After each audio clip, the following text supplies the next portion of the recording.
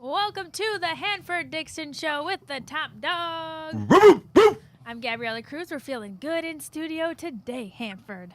Happy Victory Monday. I am feeling good today. And you know when I'm feeling good, sometimes I like to hit a couple of verses of my song. So some people say I'm no good, crazy as can be.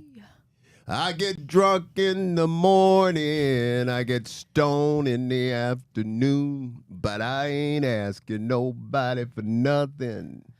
If I can't get it on my own, if you don't like the way I'm living, leave this short-haired country boy alone. I won't say the God at the end because they cut me off, Gabby. They cut me off. That'll tell you I'm in a good mood today. How you doing? Well, we've been cutting you off only because you have a limit now. We decided you can only drop like 4 GDs instead of 10 per show. So tell me, are you in a good mood? I'm feeling good. Awesome. Yeah, awesome. I'm feeling awesome. Listen, I was sick all week, and then that Browns win just turned it all around. Wow. I mean, to go Ravens and then Steelers, that's huge divisional wins and huge for our whole city. I mean, come on. Well, I tell you, Gabby, we'll take it any way we can get it. Any way we can get that W, we would take it. Wasn't pretty, but we're going to talk about it because you're going to, well, we got some great people here today, right? I know that we will talk about it real quick before we bring on our guests because we really have a full house today. I do want to say those are some pretty cool kicks you have on today. Hanford has these bright orange shoes on. I know you didn't get those yourself. The Browns gave you those? Had to. Well, you know, you have to give the equipment manager over there a shout out because what he does, he'll send me a box of merchandise, and in that box it's just got really all kind of cool gear from the Cleveland Browns. And yeah, it's funny. I was getting ready. Getting ready to come to the show this morning. Well, I was thinking about the show. And I said, well, maybe I'll wear some cool. And I went in that box and I saw that, and then I pull out this great. Did you like my shirt too? I did. Put those kicks up on the table. I want to see. Let the people see what. I want to see those kicks, man. They're nice. Oh yeah. It's the Browns helmet is on the side of them. Talk about festive. Okay. Yeah, well, now that he's in our combo, we got to introduce that Frank Stams is here. Yeah. Frankie, what do you want to be called? Frankie the Greeky? What is it? Ooh, Frankie the Greeky. That's cute. nice. Frankie the Greek. Hammer. Bernie likes to call me Hammer. Sure. But I want to say bow wow wow. That's my bark. I saw that on a truck yesterday when I was leaving the game, and I said that I can't bark like Hanford, but I can do bow wow wow. Okay, I sure. like bow That's wow, a little wow. bit of a throwback. Maybe that could be my nickname. We're also joined by the King. Greg Pruitt is back. He's virtual with us once again. Howdy. How you guys doing? Great victory yesterday. Well, Gonna have a good show. The King gets mad if you don't do the whole resume. Yeah, you have Listen, I got you. 12-year NFL vet. Okay.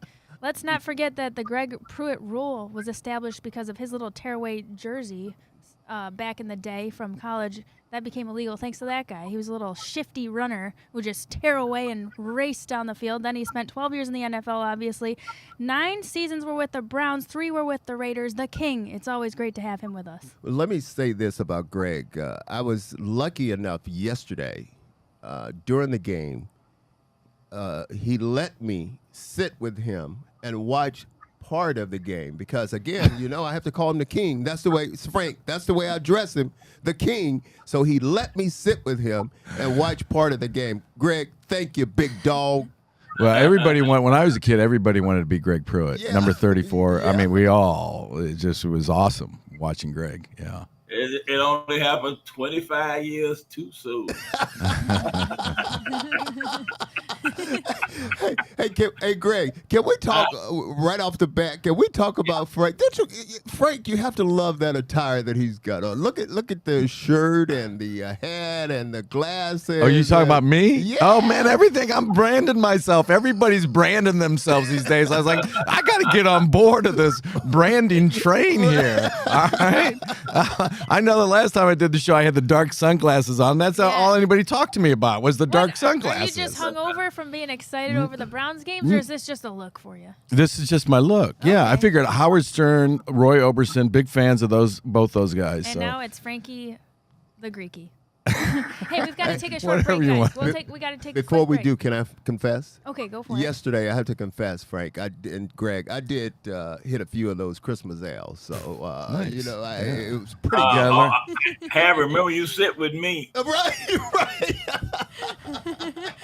Okay, we'll be back right after this with this whole crew. Stay with us.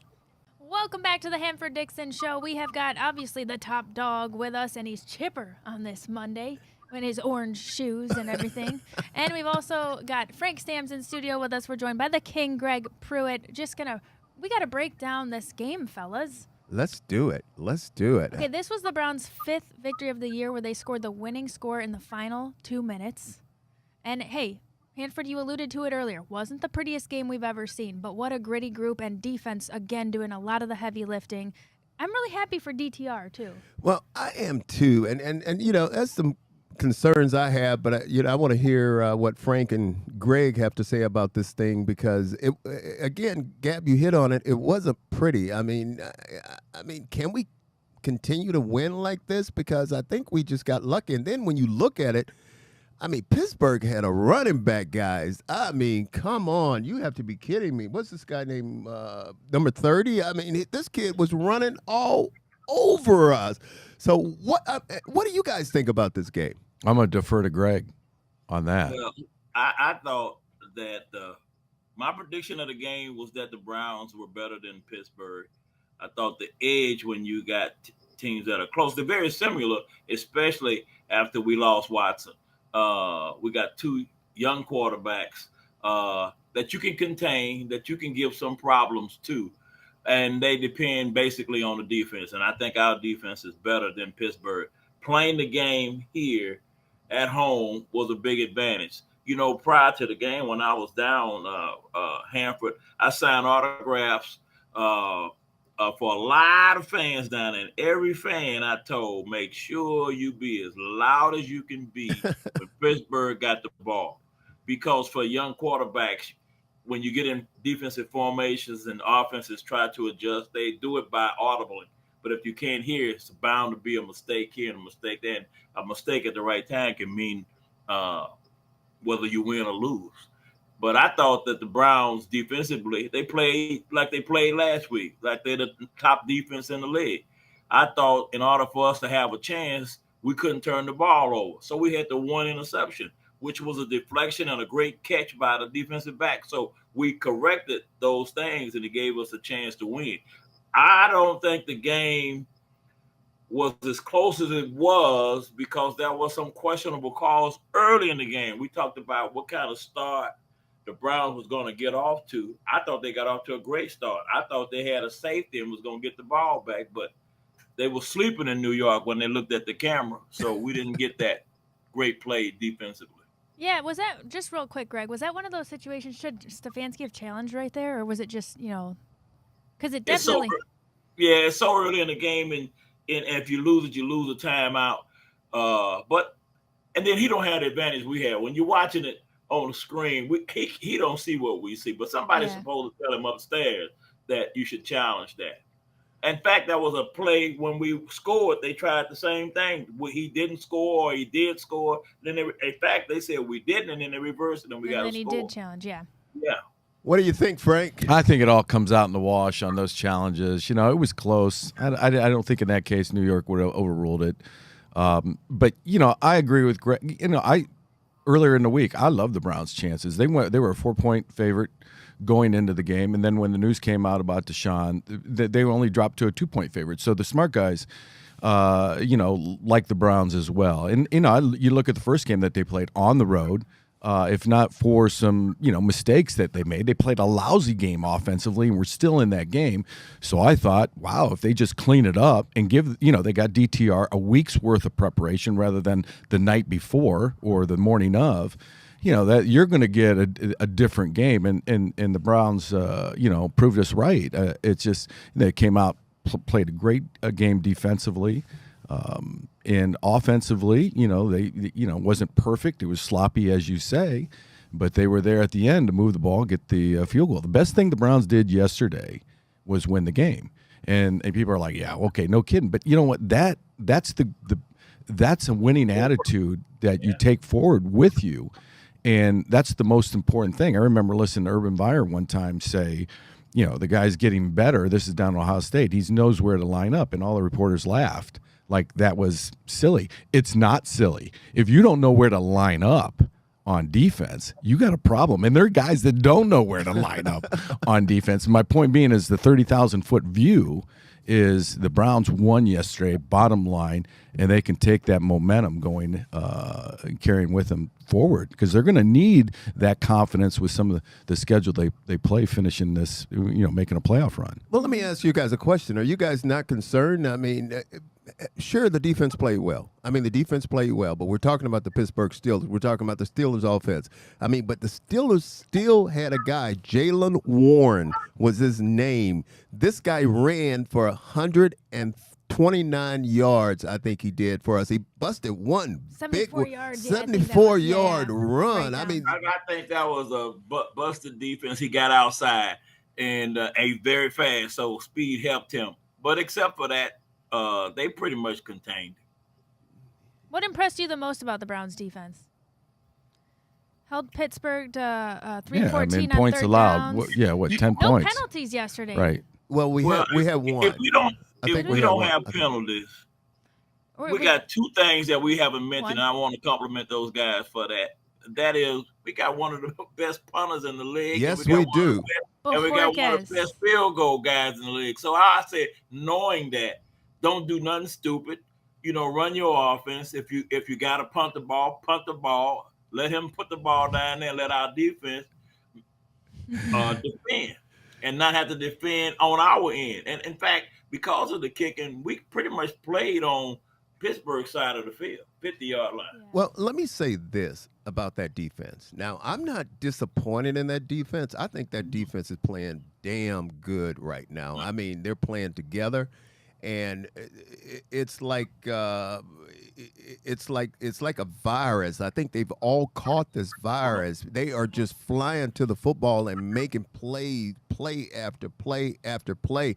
And you see Myles Garrett stepping up. You see the rest of those guys on that defensive line stepping up. And that secondary, I'm telling you, I don't care who. I have a question about Greg Newsome, because I honestly think Emerson have taken over pretty much that starting job, because very seldom do you see Greg Newsome covering anybody. You'll see him a lot of the time. He's blitzing or whatever, but you have to give that defense and that defense coordinator, you got to give them a lot of credit, because they are doing what they need to do. Yeah, they are. And I think we all recognize they carried the day yesterday, and they needed to with a rookie quarterback.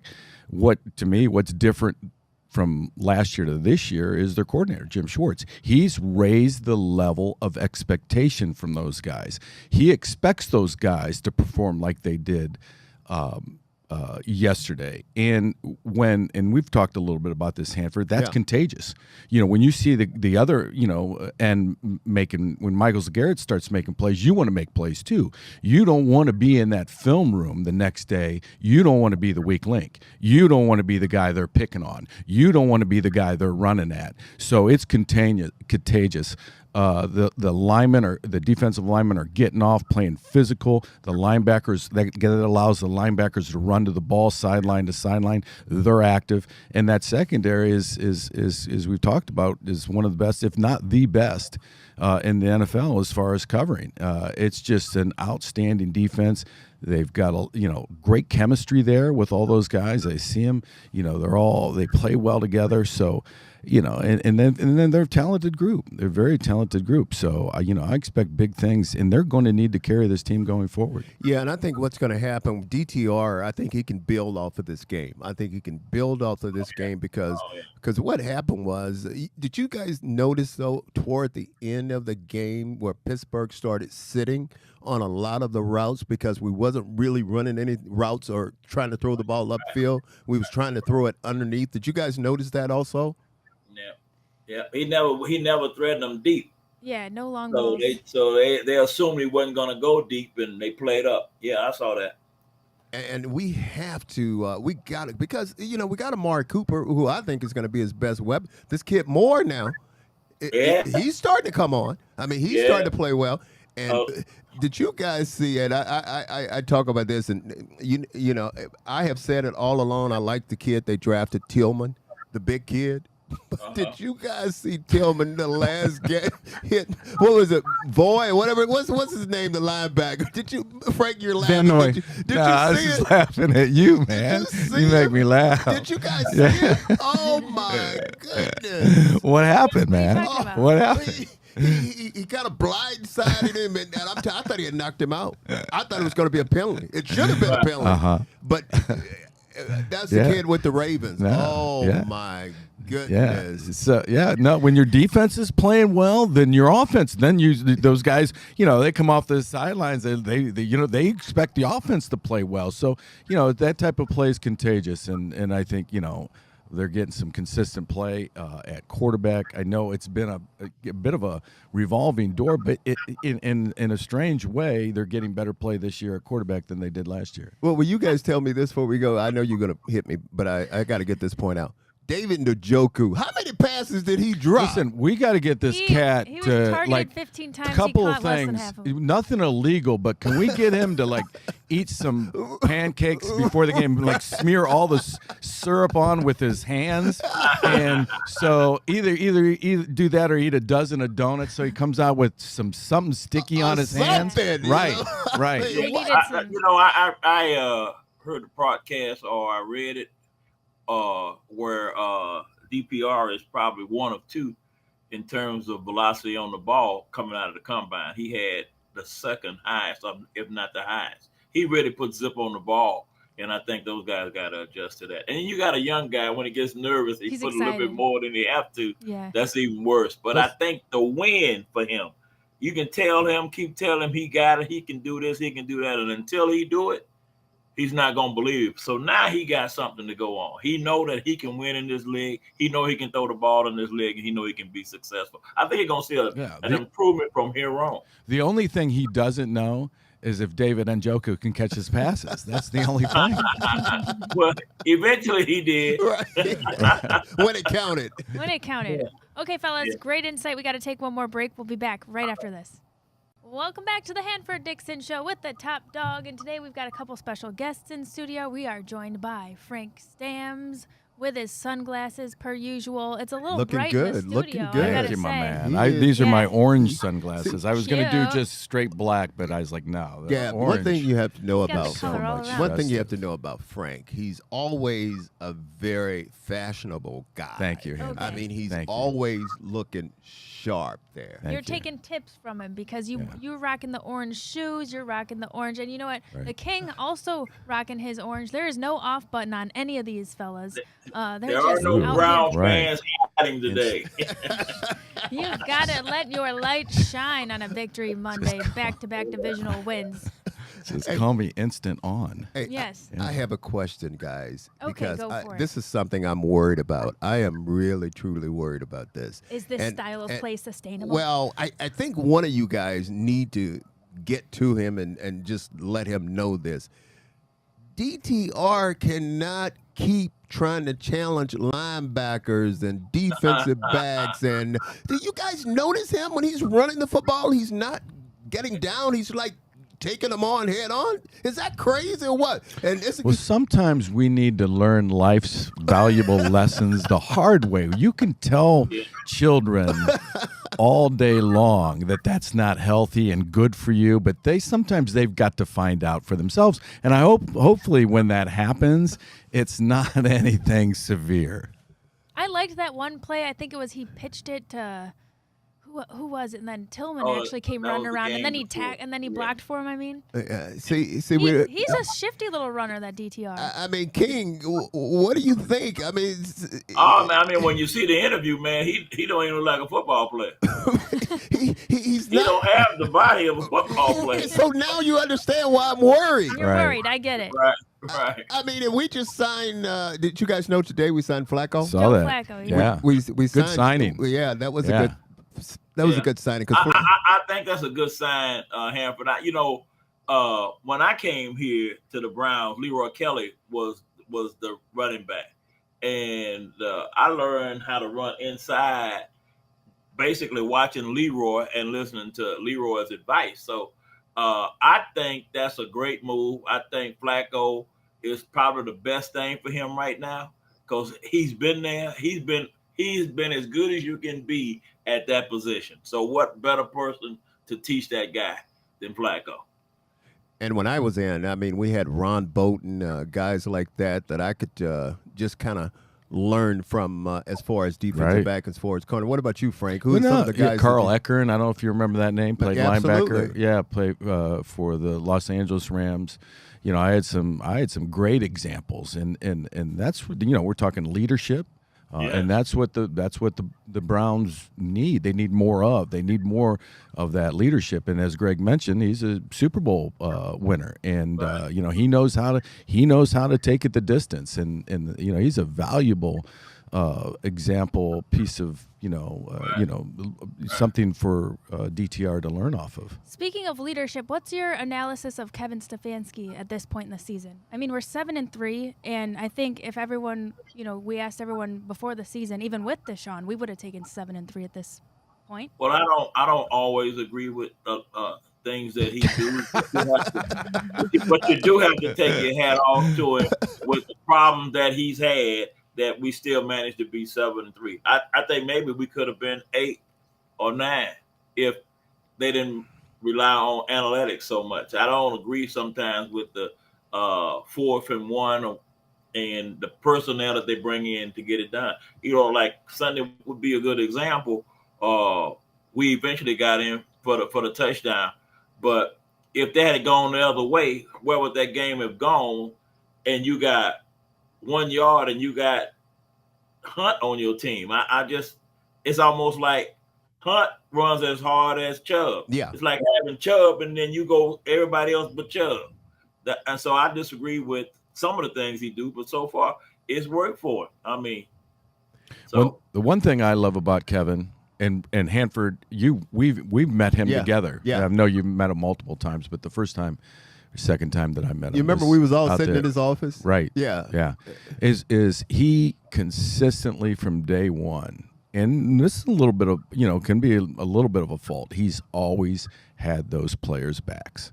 Always had their players' backs. And in fact, many people come up to me and says, God, I'm tired of him saying that it's my fault, my fault, my fault. Well, what he's deflecting from really whose fault it is. And he can't, he doesn't want to pinpoint those guys out there making in press conferences who's making, bad decisions, who's not, coming to play. So he's buffering that. And, and I always thought that the team wasn't mature enough to recognize that. But this team is maturing. They realize what he's trying to do now, and hopefully they play even harder for him because he's got their backs. I mean, there's a huge difference between a coach that, when players buy into a system, to me that always meant is when a coach yelled at you, he was yelling at you because he believed in you. Versus a coach that's yelling at you and then dogging you out in team staff meetings. So, I would think Stefanski is not so defensive of his players in some of those meetings, though. The Monday meetings. I didn't say he was 100%. Well, I'll tell you guys this. I never forget this. I remember one meeting we had, and I don't know. I'm sure you've heard it before, but Marty Schottenheimer was the head coach. And Marty came in the meeting, all the players, how you guys know how we meet as a group. We start everything off after a game, and then you break it up into offense, defense. But Marty came in that meeting, and he said, everybody out of here except Hanford Dixon.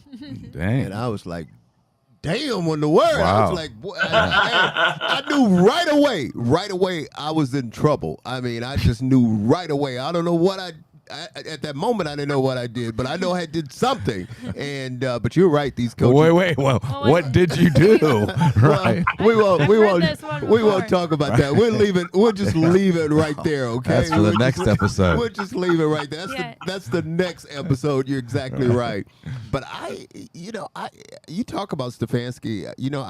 I get upset with them sometimes of some of the play calling. Yeah. No, he's not perfect. He'll be the first one to admit that. Yeah, he's made a lot of mistakes. Well, can somebody tell me what's the offensive coordinator's name? Van Pelt. Van Pelt. What the hell is Van Pelt's job? Would somebody tell me that? King, maybe you and Frank can tell me what's his job. I don't know.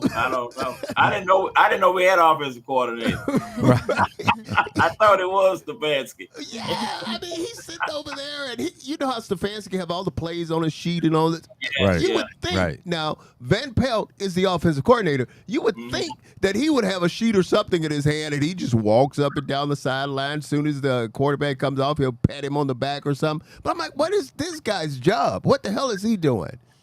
I have no idea. I think it's all on that sheet. I think when they put that paper, that little clipboard together, that's what he follows. I think Van Pelt is gone after that. King, I have to go ahead, Frank. No, this game's too cerebral for me today. I mean, I had coach. I came off and they're spitting in my face, yelling at me, screaming at me. Now today everything's They're analytics, to hurt and their look at let's go look at some film. See how you're doing, how you feeling.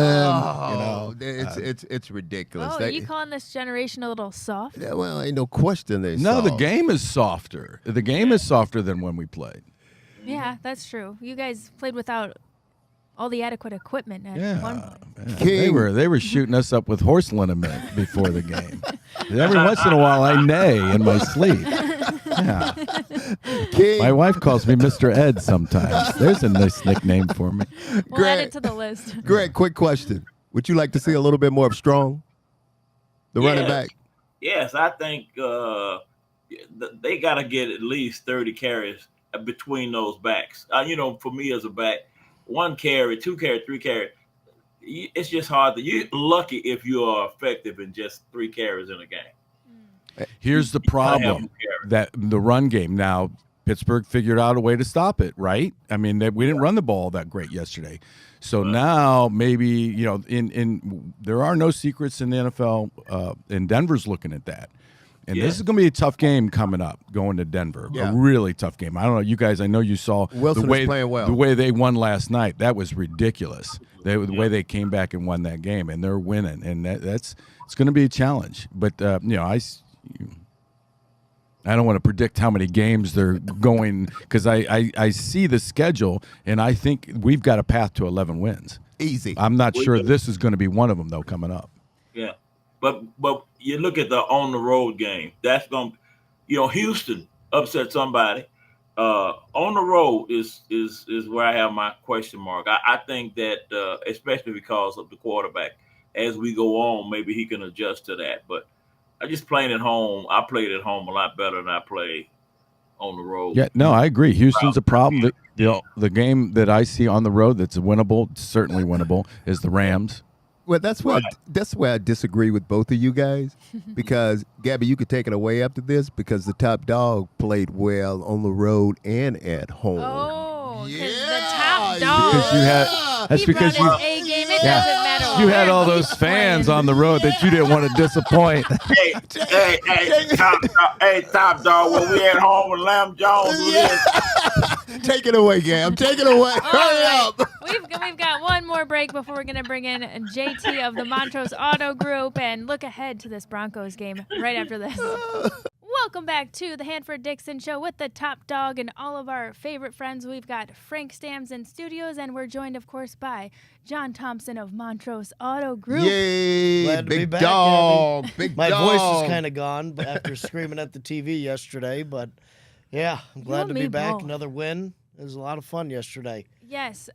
So you were at the game, or no? You said you were screaming at the TV because you were sick this week. Yeah. Like Yep, me. Just not feeling 100% with the way the weather was. Why go out there and, test it? But yesterday was I thought I was going to have a heart attack a few times. That is the recurring theme with this team. You have to check with your doctor to make sure that you are safe enough to watch. But I like JT plays hurt. Yeah, you know exactly. You know what the problem is? You didn't.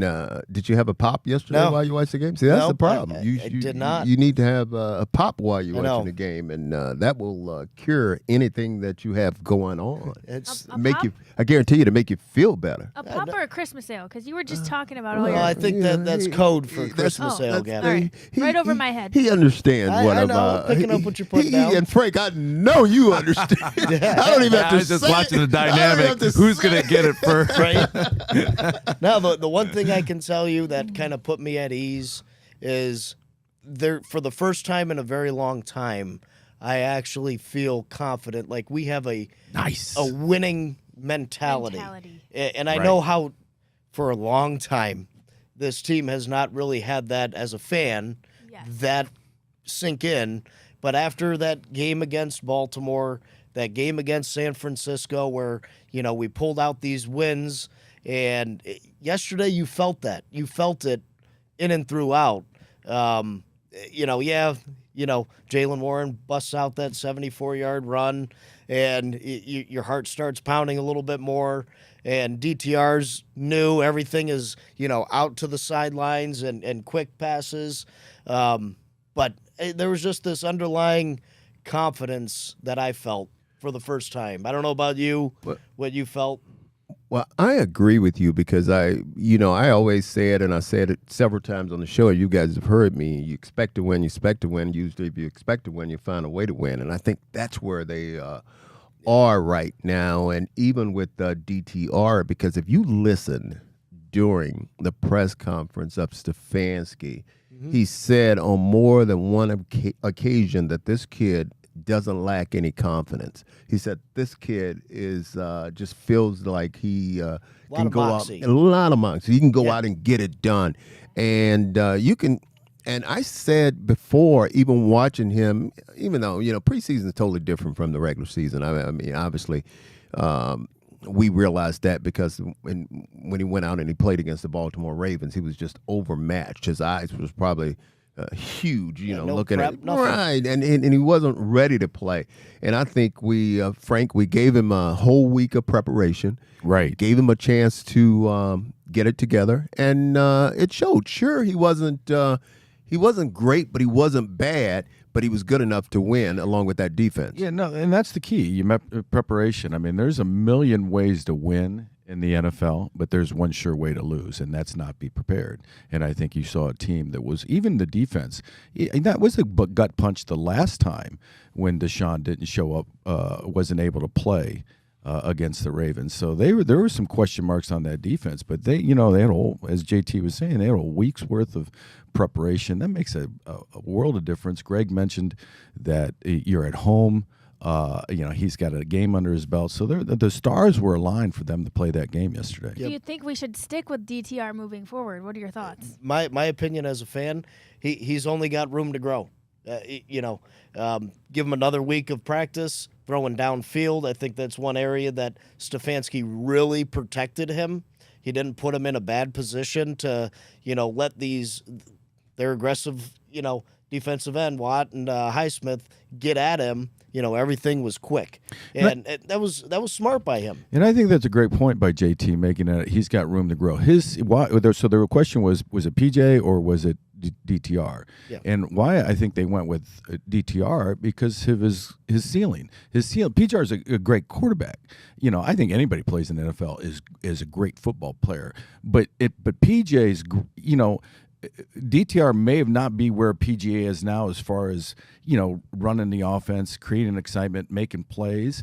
But where he can get, in my opinion, and I think the opinion of the staff, is much higher than PJ. And that's why they've got a lot. That game yesterday, there was a lot at stake there. And there continues to be a lot at stake. How is he going to perform? Because they're looking at, this is a playoff team. And they need to get him in the playoffs, and this is the whole reason bringing Joe Flacco in is, PJ was a stopgap guy. DTR is a guy that's going to take you into the playoffs, maybe a deep run into the playoffs. And Joe Flacco is an emergency guy. You know why I'm laughing over here? Because as you're talking, I'm laughing. But I was thinking about.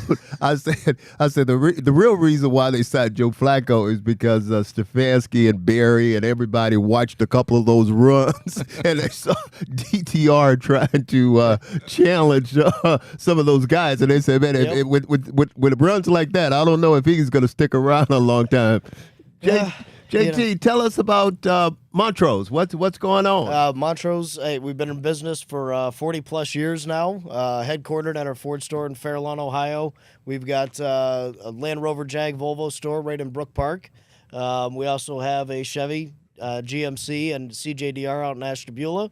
A Kia store in Lorain County, and Buick, GMC, Nissan in Hermitage, Pennsylvania. And you can see all of our stores at GoMontrose.com. Awesome. Any good deals going on? I'll tell you what. They're at Nissan. They've got a couple sign and drives they just came out with for Thanksgiving, Black Friday. Kia as well. So you can get some new vehicles under $300 with limited to no money down. It's actually go to the website, check it out. Sweet. JT, always great to have you. Thanks. For our game reaction. Love being here. We'll be back with some big play bets after this.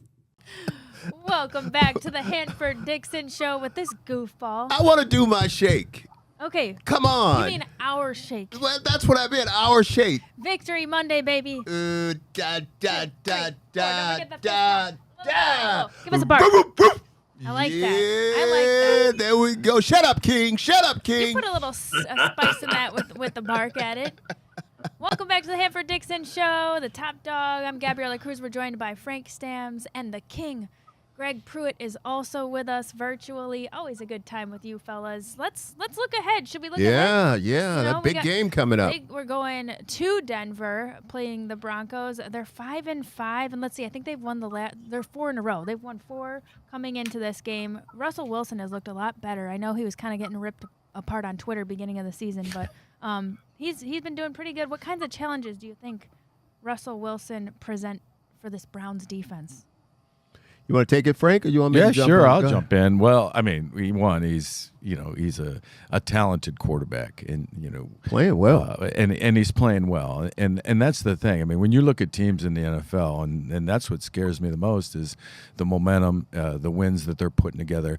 Teams, when we evaluated film, and Greg and Hanford know this, is you'd look at the previous 3 games that they would play. You really don't want to go too far back because teams become different teams. And I think this is a different team than the 70 spot that the Dolphins put on them in week 1. And they're playing well, and they've got a quality coach in Sean Payton, and they're going to be at home. And Denver, you better be in shape. Hold that thought. You talked about it, the 70 they put on them. But training camp and all that stuff is different now than what it used to be. I mean, it's totally different, and they're not ready to play, I don't think, early in the year. No, the players in general aren't ready to play, and that's, I think, to me, that puts a more of a premium on coaches to find a way, because this is a brave new world that we're experiencing over the last 5 or 6, 7 years in the NFL. How do you get your team ready to play? Practices are limited, the amount of contact is limited, what you can do with players is limited, so it's kind of a work in progress. So. But Sean Payton, they've figured it out now, and they're winning. They won, a big game, come from behind, showed a lot of character, a lot of resiliency last night to win. So this is going to be a tough game that the Browns have in Mile High. And as you and Greg both know, that's a tough place to play. I mean, you better be in shape. I was going to say, how about the altitude? I think as fans, we always hear about that. I know as a runner, I'm very familiar with a lot of people train at altitude to build their red blood cells and everything. You do. You got to be in shape. What's it actually like playing? I don't know what the actual temperature is going to be, but it's worse when it's hot and you play in Denver. Well, But I don't know about if it's cool, but it is a difference. That's just, the air is thinner. I don't think it's like Greg said. It's not the temperature. Your mouth starts to get dry earlier. You notice that in warm-ups. But the thing that they have going for them is they're really well. I don't think it.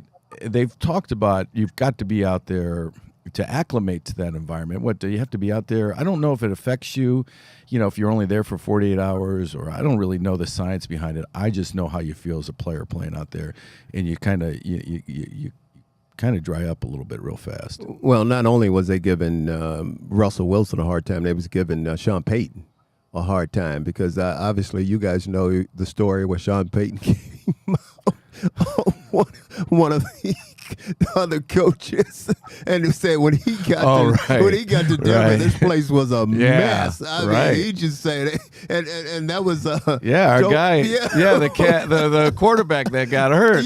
What's his name, from Green Bay? And they came down on him hard for criticizing. Hard. Right. Yeah, he was only speaking the truth. Yeah, but you know, Sean Payton, he was in New Orleans, and he's just saying it like it is. But Greg, real quick, Frank talked about the training camp, totally different than when you came up also.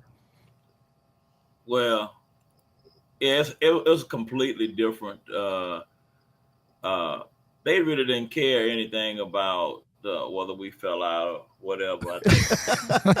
I think we were, and they still don't. Right. Yeah. We were the reason that they changed a lot of the things. Rules and for the players. Yeah. We were the experiment. If anybody was being experimented on, right? I mean, and we don't want, and I agree with you. We don't want to call them soft today, but I mean, guys, come on. No, we sound angry. It's only because we're jealous. Yeah, and you can't do anything to them. They can't play. You can't touch the quarterback. You can't hit a guy. You can't look at a guy hard today. If you do, you got to get a penalty. That's the most ridiculous thing I've ever heard of. I heard they were investigating the Falcons because the quarterback down there said he was experiencing headaches and he felt a little weird. I was like, well, what? What was that? That's something that's not normal? Hey, man, if that's the case, we should have a lawsuit or something if that's the case. Oh, my God. I was going to say, I never would forget, I hit someone and I ended up on the wrong bench. Yeah. I thought I was on our bench, but I was on their bench. I mean, man, come on. It's totally different today, Gabby. Hanford, what do you guys think? Over under 36 total points for this game. We got to sneak in a bet for our sponsors here. Broncos are 21.7 points per game, allowing 26.8. Browns 22.7 per game and allowing 18. What do you think this game is going to be over under 36 points? What do you think, Frank? What do you I think? like Denver. And listen, I'm rooting. I grew up in Akron. I've been a Browns fan my whole life. I'm rooting. But if you're going to put money on it, and I still see the Browns making the playoffs, you got to put your money on Denver. I think this is going to be a big challenge for the young quarterback, and I like the under in it. Well, that's surprising because Frank has always has a philosophy. Do the over. Always do the over. You can't go wrong. Yeah, you're always in it. Yeah, there's always hope. You got the over, right? Bet the over. Okay, we're running out of time because you fellas are talking. I'm going to say the Browns, and I think it's going to be a low-scoring game. Okay, he's going under on this one, too. Okay, gang. Well, that wraps up this segment. We're going to just do our last final couple minutes when we come back right after this. Thanks for watching the Hanford Dixon Show. We are wrapping up today on this Victory Monday. Hanford, we had some really cool guests. We really did, and I just want to we want to say thank you to Frank and Greg for coming on and joining us here. And guys, again, your thoughts on this game, real quick. Now we don't have all day, Frank. Yeah, it's going to be a challenge. It's going to be a tough game. What do you think, Greg? I still say the Browns, and because it's on the road, it's going to be tough because of the experience of the quarterback. But Flacco is a big deal this week to help that quarterback. I like it. And I'm going to say the Browns, too. And I'm going to go with the over. I think that's what's going to happen. Okay. Oh, wow. All right. Forget it. We'll get it together. No, we got to get our stuff together. Thank you, guys. You're looking great in your orange. Let's get that next Browns dub. Thanks so much for watching the Hanford Dixon Show.